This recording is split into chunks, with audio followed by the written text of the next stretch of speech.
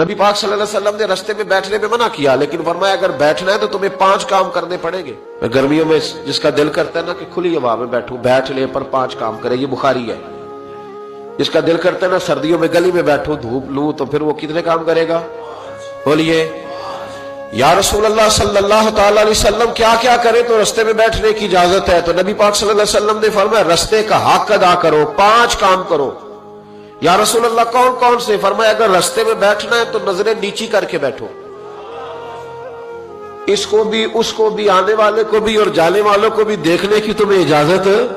رستے میں بیٹھنا ہے تو پھر نظریں نیچی کر کے بیٹھو۔ رسول کریم علیہ السلام نے فرمایا رستے میں بیٹھنا ہے تو دوسری شرط ہے، یہ شرطیں 5 لگائی نبی پاک نے، یہ بخاری ہے۔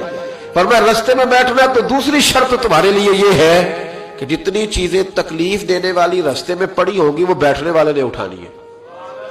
اس نے ایک نیا وہاں بیٹھ کے اذیت والا کام نہیں کرنا، بلکہ اس کی ذمہ داری ہے چونکہ رستے میں وہ بیٹھا ہے، تکلیف دہ چیزیں اٹھائے گا۔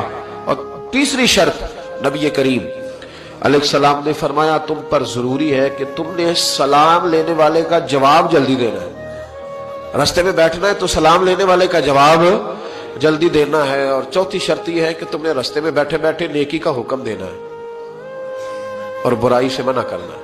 یہ 5 کام کرنے ہیں، پھر تمہیں رستے میں بیٹھنے کی اجازت ہے۔ یہ رستے کا حق ہے، اس کو ادا کرو تو رستوں میں بیٹھو۔